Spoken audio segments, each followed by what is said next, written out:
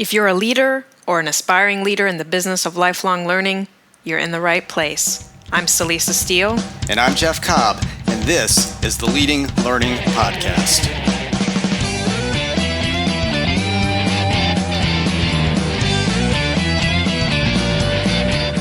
Hello. Welcome to episode 152 of the Leading Learning Podcast. This time around, we talk with KiKi L'Italien. KiKi is a creative technologist at the digital marketing consultancy Amplified Growth, and she's the host of Association Chat, an online community and weekly podcast. Before we get to that conversation with KiKi, though, we have a message from NextThought, our sponsor for the third quarter of 2018. Brought to you by NextThought, associationsnext.com is your opportunity to learn from some leading thinkers in e-learning and membership organizations, as well as giving you the chance to test drive the NextThought LMS platform. In this educational series, you'll uncover new knowledge about instructional design, digital strategy, and staying true to your organization's long-term goals in the face of rapid change. KiKi L'Italien, Tracy King, and Lowell Applebaum lead the first three modules, and more courses will be added on a monthly basis. Visit associationsnext.com to enroll and experience the revolutionary NextThought LMS for yourself. So, Jeff, in what you were just talking about, I heard KiKi's name crop up. She's one of the experts involved with Associations Next. I'm guessing that was probably among the topics that the two of you discussed. Am I right? It was indeed. We actually start off by talking about digital strategy and what that really means, given that that's KiKi's expertise, and also a topic that really every learning leader needs to understand, at least at a basic level. And then we did turn to talking about the online course that KiKi created with Associations Next, which, as you might expect, is focused on digital strategy. And KiKi's been involved with other courses, both online and off, so I wanted to get her perspective on what the experience is like as a subject matter expert and what advice she might give to organizations that work with SMEs to create learning experiences. And then last, but certainly far from least, KiKi is a podcaster herself, as you mentioned. And so I wanted to be sure to talk with her about the potential that she sees in podcasting as a medium. Now, I've known KiKi for many years. I've always found her both insightful and a true pleasure to talk to, and I think listeners will have the exact same reaction. Well, it sounds like we are in for a treat, so let's get on and roll the interview with KiKi L'Italien.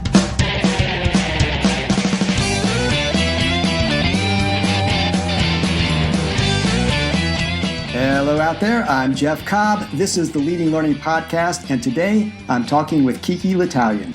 KiKi is a creative technologist at Amplified Growth, which is a digital marketing consultancy specializing in social media, SEO, and voice-first marketing. She also hosts Association Chat, an online community and weekly live-streamed podcast, association-centric news and education outlet, which has run since 2009. KiKi, welcome to the Leading Learning Podcast. Thank you. I'm so excited to be here. Well, it's great to finally connect with you on air. We've had many conversations face-to-face over the years, but particularly knowing you're a podcaster, great for us to be podcasting together. And, you know, I said a little bit about your background, what you do now as I was introducing you, but I'd love to hear a little bit more about kind of digital strategy. You know, what is digital strategy for listeners who may not be tuned into that, and kind of what do you do in your day-to-day work as a digital strategist?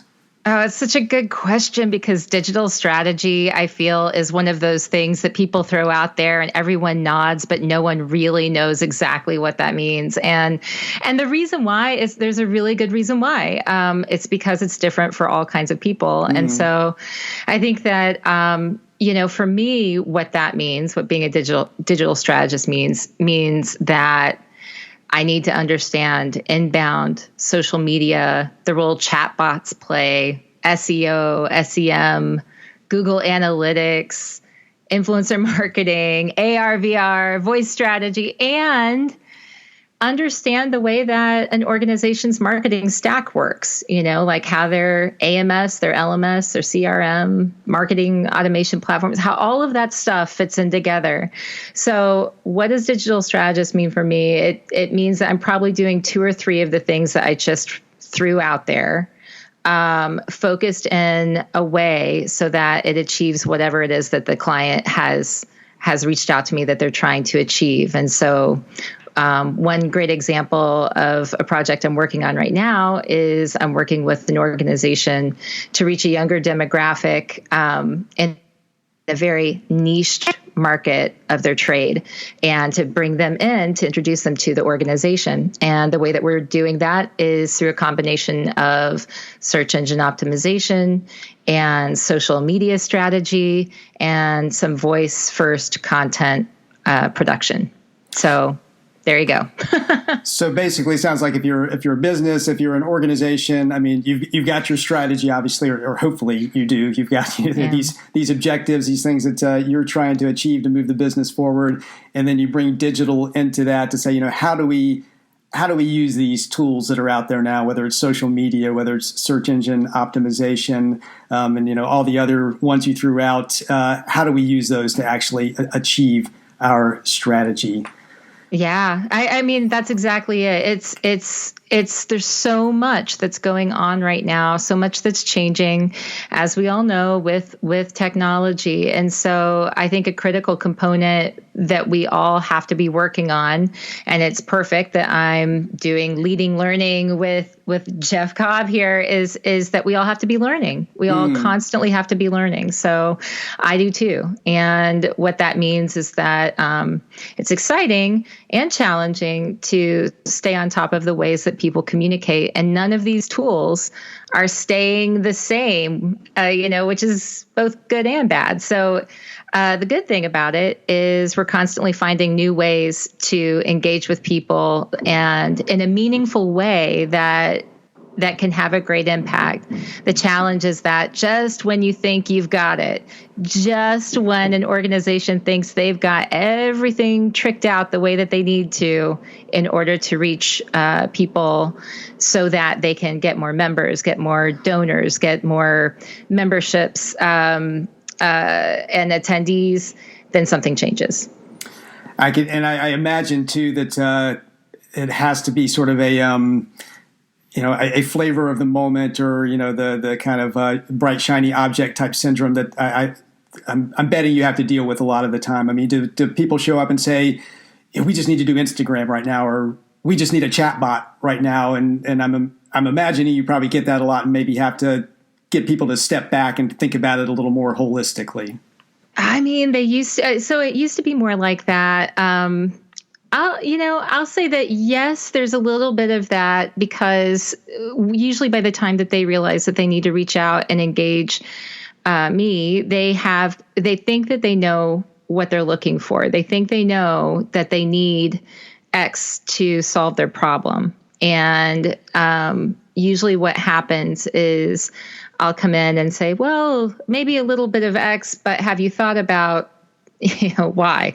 And then things can kind of shift a little bit. I won't say they'll change completely, but oftentimes they'll shift. And these days, there are certain things that are changing the game that are more than just bright, shiny objects, especially when it comes to things like voice first type stuff, where, we have more and more people who are using smart speakers and getting their news every morning from asking the air, what their flash briefing is. So how are associations developing content for that? And how are they preparing for things like voice search? That type of stuff is the stuff that I think organizations really need to pay more attention to, that is critical right now. And I have to admit, that's one that we have not put a whole lot of thought into here yet at Tagore, is how we're going to deal with, people asking Alexa for things or Siri for things, and what that means for our business. But definitely a growing area. Now, I'm wondering, obviously a lot of our listeners are kind of wrestling with digital in their worlds, the whole world of online learning and how technology is intersecting with learning. And you're working with organizations like trade and professional associations that are obviously in that kind of education business. So, I mean, how are you seeing digital strategy and marketing intersect with what you see going on in the world of learning and education? Well, I think it's impossible not to see these things intersecting because,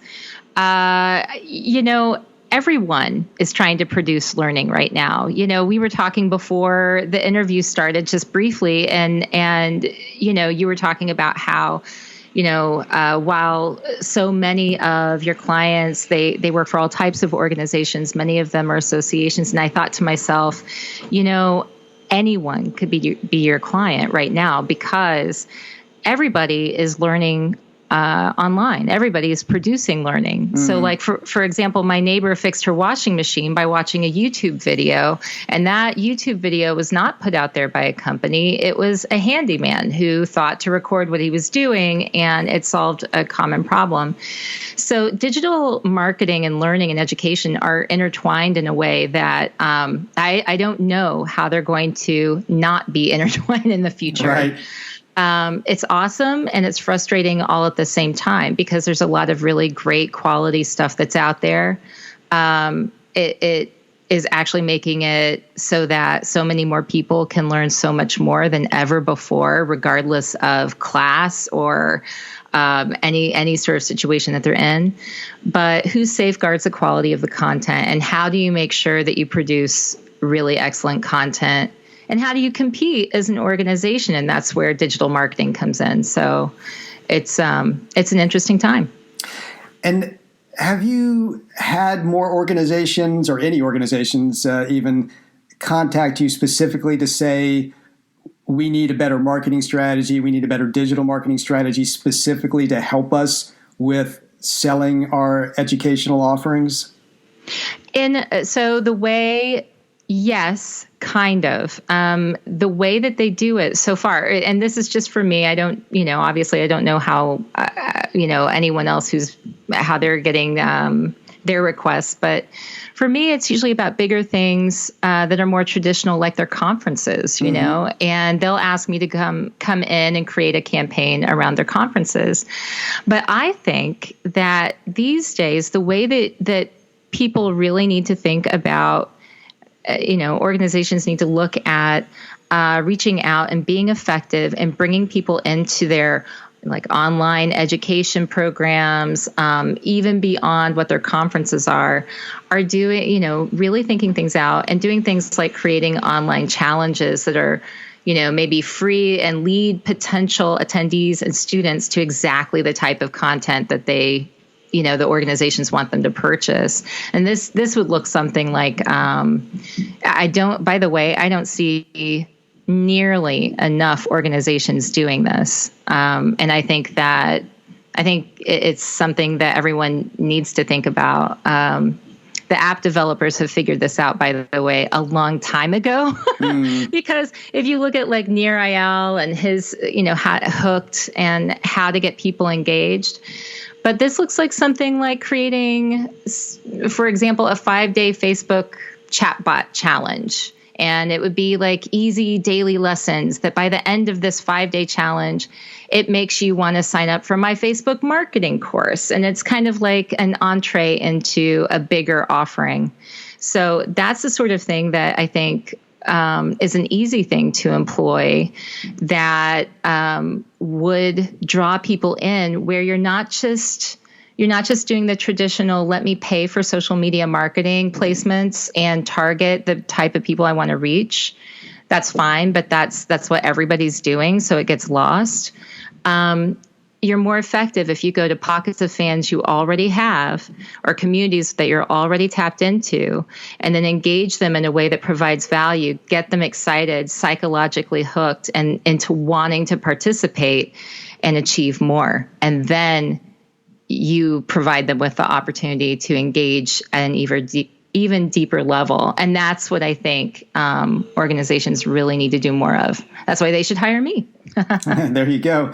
Well, yeah. It's interesting you raise that, because we often talk about a sort of virtuous cycle between content marketing or experience marketing, and then actual educational experiences or more formal educational experiences. Because usually in that content marketing, most effective content marketing or experience type marketing tends to be educational. I mean, there may be an entertainment component to it as well, but particularly when you're in the world of like trade and professional associations and people are trying to advance their careers, that sort of thing.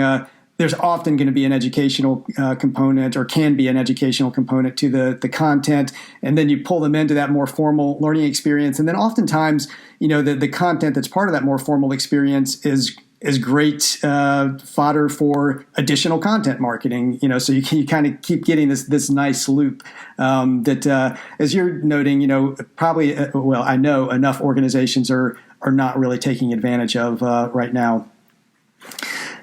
Now, actually related to that point, I mean, another topic that I wanted to be sure to address with you in this podcast is, I think, is essentially a shining example of educational content marketing kind of blending with formal education.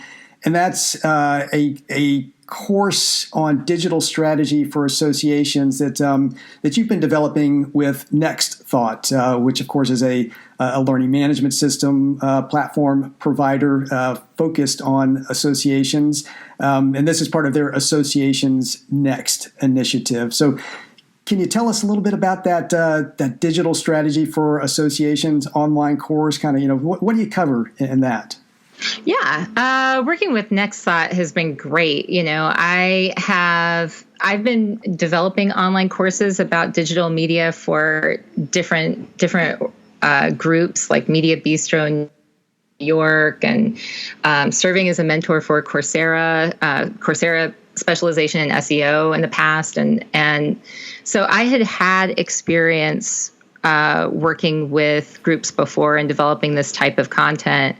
And it's been unique in working with them because right away, they put me in touch with Dr. Jay Strickland. That's their head of learning design and education. And it was all about mapping out the instructional design, which was a piece that I had never really participated in developing any of this other stuff. So I have to say that I just wanted to put that out there that while there are a lot of online courses, you could go to Udemy, you could go to all kinds of different places to get different types of learning.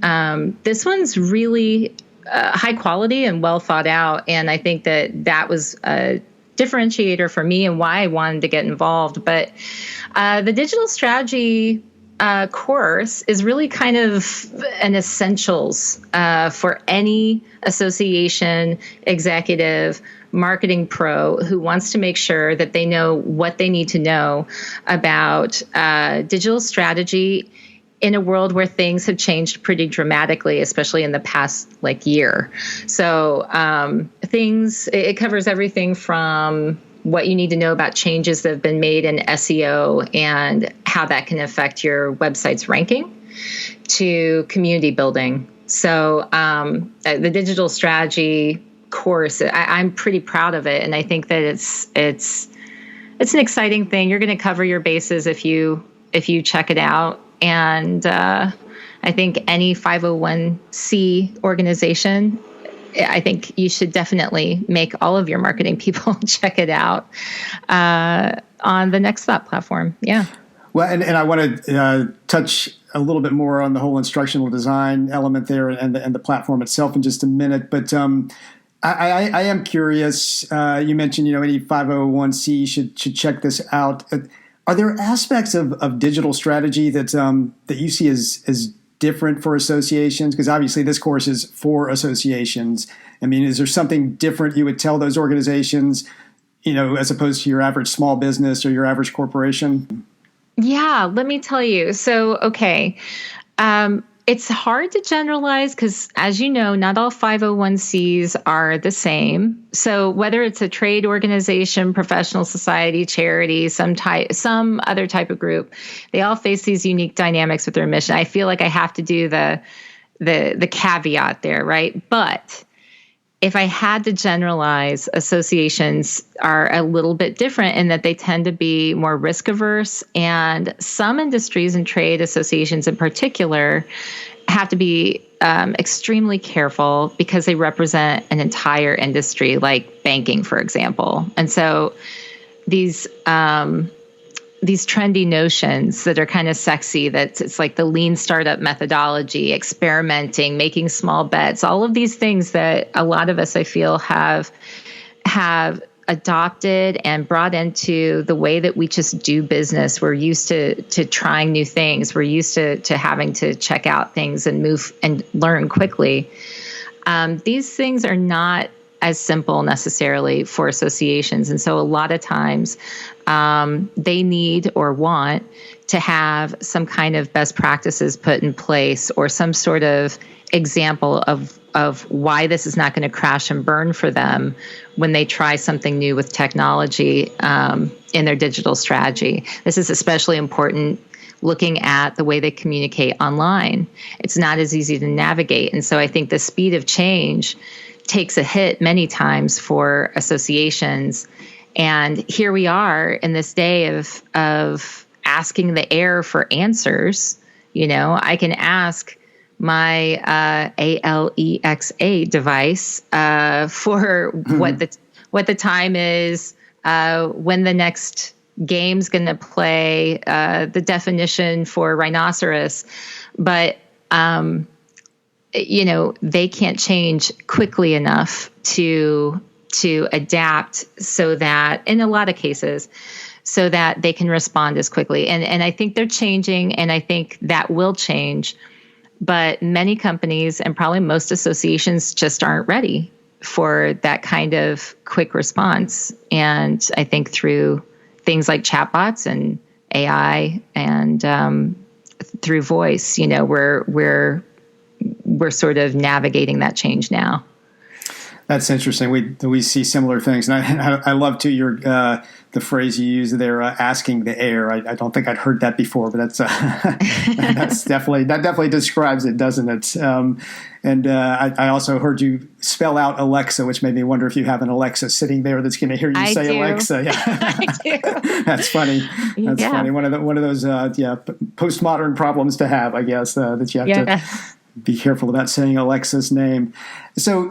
You before we homed in on associations, you were talking about going through the instructional design process with this course, and in my mind, that does actually link back to associations because we've asked over the years whether organizations are making use of professional instructional design, whether that's somebody on staff at an association who has a degree or a credential in instructional design, or whether it's an outside consultant. And we've seen it grow some, but it's still only around, I believe, maybe 50% of organizations that actually are using a formal professional type instructional design process and developing their online education.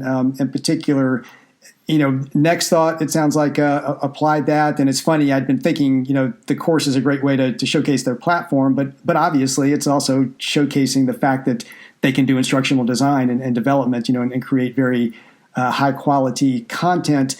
I mean, what do you think that instructional design process added to the course from your perspective that maybe you haven't gotten when you've done other courses?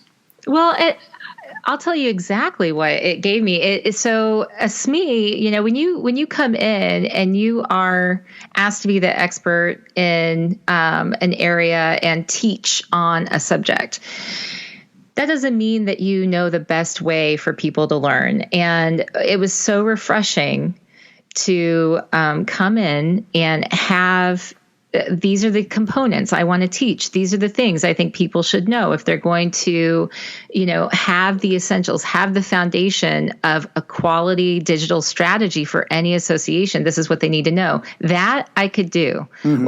What I didn't necessarily know was the best way to get through to them, to the learner, so that all types of learners would learn and be engaged. And, I've had the good fortune of being able to go and do a lot of presentations and train. And I feel like I'm pretty good at doing that thing. But when it comes to this instructional design element, working with somebody who's an expert, there's just nothing like it, because they bring in the expertise where they can say, okay, I really love this material, KiKi, but what do you think would be the best way for those people to really know that they've learned it and can apply what you're trying to teach? And it may seem like a simple question, but then being able to offer all these suggestions as to the way that I could approach it, I might think of 3 different ways I could do it. And, Jay had like 12, like different ways I could go about it. And it definitely made it a better product in the end. It made it a better learning product, because I think it's so much more effective than it would have been if I would have just relied on what I knew or what my experience was, compared to, what her knowledge is, where, that's her expertise. And she was able to help me then go in and just make it really, really good. And so I think that that's the difference. I definitely learned something from working with somebody who was focused in instructional design, and we definitely ended up with a different product as a result of it. I love that question. How will you know they've learned? I mean, it's a simple, but just so fundamental and powerful. And I mean, really any type of learning experience you're creating, you just have to be asking that again and again, and making sure that you're able to answer it clearly, and that you can guide the learner to demonstrating that they have learned in the way that you've determined. So that's fantastic. Anything else? I mean, you've just been through this experience, and you've been through other experiences of working with an organization, in this case a company, to create a course. I mean, what tips do you have for any of our listeners when they're working with subject matter experts?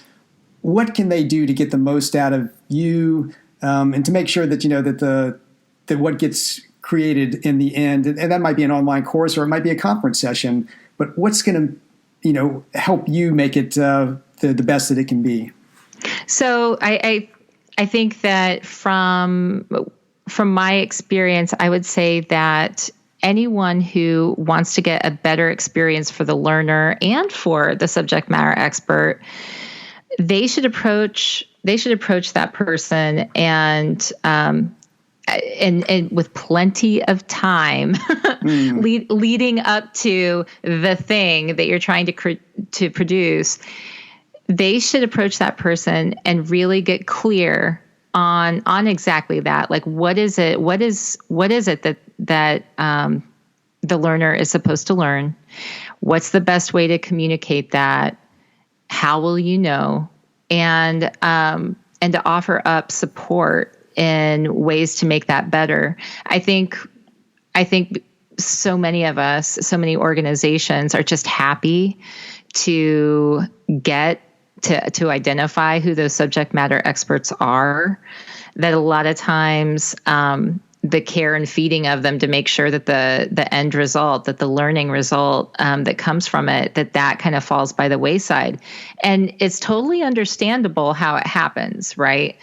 However, when you start thinking about what people think when they leave, what the learner thinks as they leave, it's not a good look for the subject matter expert, nor is it a good look for the organization that's putting it on, if they're not going after the best quality that they can have. And so I would say that time and effort in really trying to discern what the most valuable pieces of knowledge are, just getting very clear on that and figuring out the best way to communicate that, and supporting it. That's absolutely what has to happen.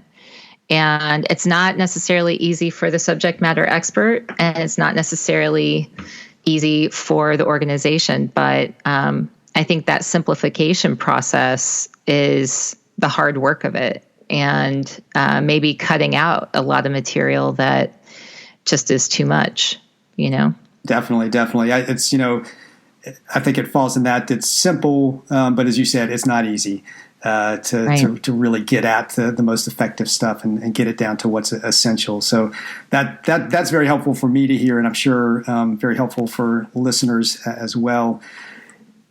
I'd like to switch gears a little bit at this point, though, because as I mentioned at the beginning, you're a podcaster, and it's great to, I always like having other podcasters on the podcast. I feel like it's, getting the tribe together, basically. But I'd love to hear your perspective on podcasting at this point, because I feel like podcasting has enjoyed a little bit of a renaissance lately. There seems to be some momentum behind it again, and everybody's jumping in and starting podcasts.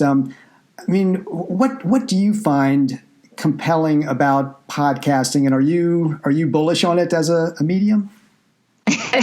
Yes. Okay. So I completely agree. I think that I love podcasting, and it's fascinating to me.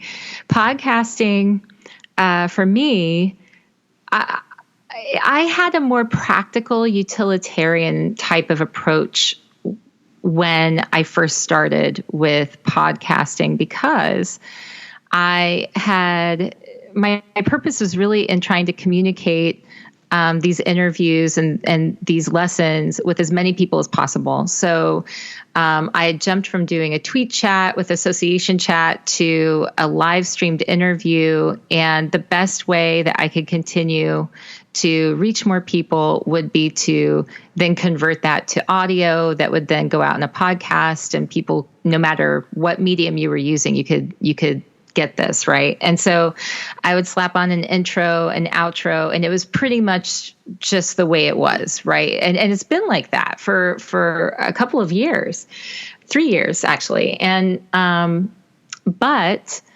I have found that I'm moving into a more artistic and sort of a more human approach, where I think I will ultimately enjoy it more, and I think so will the listeners. And the reason why is because, I used to grow up with these recordings of old radio shows when I was a kid, like Fibber, McGee and Molly and The Shadow and all of this stuff. They were on tapes, and I would listen to them, and I was just fascinated.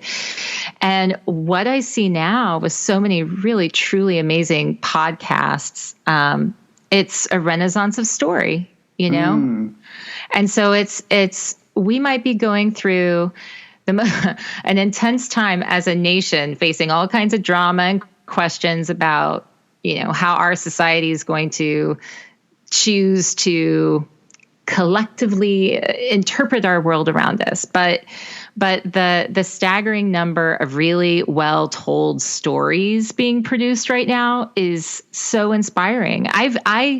When I was a kid, aside from these like old radio shows, it was hard to find this many great stories happening all the time. And I just pick a podcast and start listening to it, and it's amazing, so rich in storytelling that it's inspiring. And so because that's changed me and what I see being done, I find that now I'm taking more ownership of the artistry of storytelling and trying to apply that to more of my podcasts too, and you'll see it. Like if you listen to Association Chat, if anybody's out there is listening to this and they listen to Association Chat, you'll know that that's been changing. And I play with the format. I'm playing with the editing.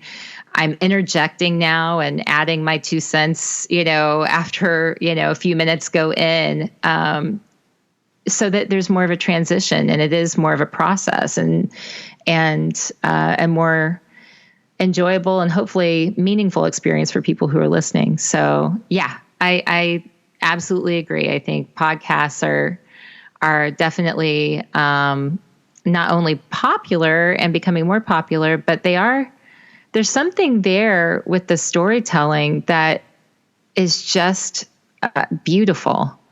And it can seem very dark sometimes, I think, when we look around and we start to wonder if the bots are going to take over everything, and AI, and I'm asking the air and the lights. I'm controlling lights by, just by my voice.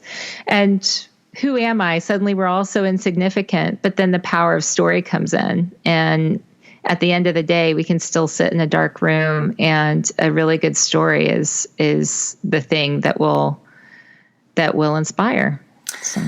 Well, I don't know about listeners, but I certainly feel more motivated and inspired now when it comes to to podcasting. That was great. I think probably unconsciously I've thought in terms of, as you said, story and artistry, but not as consciously as probably I should. And we certainly strive to bring that to what we do with podcasting. But I think now I'm inspired and motivated to do that even more. So thank you for that, KiKi. I'm wondering, as somebody who has been doing this for a while, I always like to ask podcasters when they're on. I mean, do you have any tips, lessons, warnings, whatever it is for anybody who's maybe sitting there thinking, well, maybe we should start a podcast. I'm not sure. Oh yeah, let's do it. What do they need to know about what they're getting into? I think that they need to know it's going to take more time than they think. Amen. And I think that a really good lesson that I learned about anything, whether it's podcasting or blogging, is that consistency is key. So, I've been more consistent with association chat than I have any exercise routine. Maybe if you want to jump in and start doing podcasting, start thinking about what is something that people will find the most value in, find the most meaning in, and what is something that you can commit to being consistent with. I can tell you, long form 1 hour interviews every week are not easy to be consistent with. So maybe start somewhere else, but, maybe start with a flash briefing, and you could do micro podcasting, and you could come up with a tip a week or something like that, and do short form content that you can learn more about editing and things like that as you get going. Even if you hire somebody for editing, you still need to learn enough about what goes into it so that you can produce on a regular basis, and you can produce quickly. So yeah, good advice. And we'll make sure that we link to your podcast and to your flash briefing so people can get that as an example. Because you're right. I think when people start podcasting, they're just like, I'll just schedule some interviews. That'll make it easy. I'll just talk to other people. They'll have to talk, and then I'll have the content. But finding the right people, conducting interviews that are actually worth listening to, and as you said, doing it week in and week out, it can be a heavy lift. So you definitely have to be prepared for that if you're gonna go that route. So, well, this has been a fantastic conversation. Again, I'm feeling motivated and inspired after that last bit there. I have throughout talking about instructional design also kind of gets me motivated because we don't have enough conversation about that. So really appreciate your coming on the show. But before we wrap up, I want to ask you what's kind of our money question, what we basically ask everybody who comes on the show, and this is focused on your personal learning. And specifically what we ask is, what's one of the most powerful learning experiences that you've been involved in as an adult since finishing your formal education? So heads up to everybody who is listening to this. They gave me a heads up on this question, and thank you, by the way. So I want to be super honest in my response, and that is that honestly, the most powerful learning experience I've been involved in as an adult since finishing my formal education, it had to be with overcoming some of the challenging times in my life. It's the stuff that you pick up when you're putting one foot in front of the other, and you're just taking it a step at a time.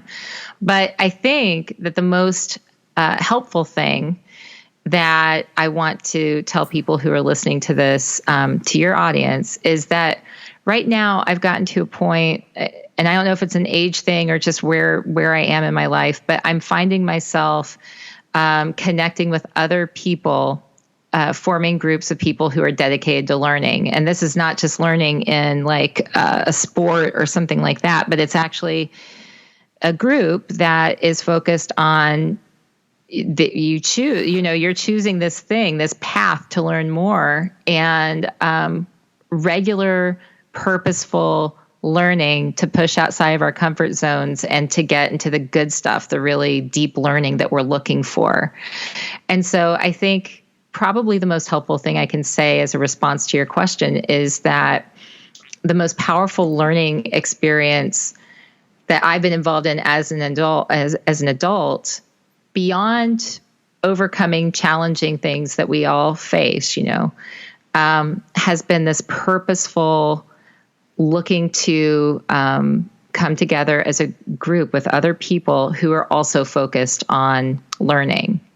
And that has been something that has personally challenged me in a good way, a positive way, so that it goes beyond my career choice. It goes beyond my expertise in areas, and it allows me to have a dedication to learning and continuing to explore this world around us. And I think that's probably the most value I can give in that answer. And I love that. And just to make sure I'm understanding, or to provide some more specifics for listeners, I mean, are you meeting in person with a group of people? Is it an online thing? Are you coming up with a topic, or just a general range of interest and engaging on those? Or? Yeah, I'll tell you. This group I meet with, and it's not even people who I knew super well. It was all people who were chosen based on traits or qualities. They were, the person who kind of brought us all together. They needed to be innovative thinkers and people who want to learn, had the same sort of qualities, but from all different walks of life, right? And we came together and we choose a different focus. And this first choice is this first month, we're focusing on challenging the rough edges, the areas in our lives that the messy areas that we know we need to push past in order to do the thing we need to do. And so that can mean different things for different people. There's a photographer in our group, and that's sort of his side gig. And he is looking at this challenge of photography for fighters. He goes and he photographs fighters and at least boxers. And, for him, it is all about getting outside of his comfort zone, and he's challenging himself to learn more about that particular area. Whereas my area I've been talking about writing a book for 3 years called Why Weird is Better.